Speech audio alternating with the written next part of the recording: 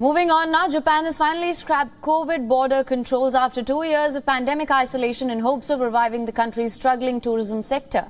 Here's a report. After 2 years of pandemic isolation, Japan is finally opening its doors to visitors. However, hopes for a tourism boom face an uphill battle with a lack of hospitality workers and bolted shut shops.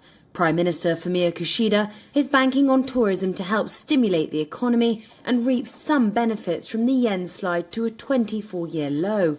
Aratasawa is among those keen for the return of foreign tourists, who used to make up nearly 90% of the guests at his inn.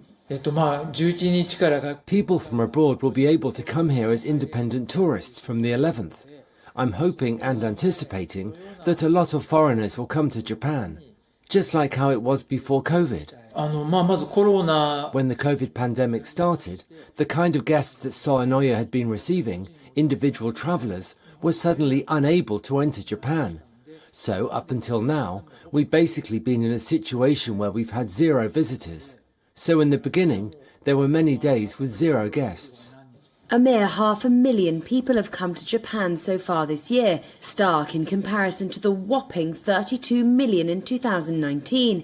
Spending from tourists will only reach around 2 trillion yen, that's $13 billion, by 2023 and won't exceed pre-COVID levels until 2025, according to a report by the Nomura Research Institute.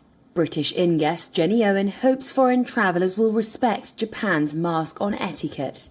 I worry for Japan in that way, and I hope that people can come here and be respectful about the measures that Japan are putting on in, whether it seems like the right measure to us or not. We have to respect it and do what they say. Flag carrier Japan Airlines has seen inbound bookings triple since the border easing announcement. WION is now available in your country. Download the app now. Get all the news on the move.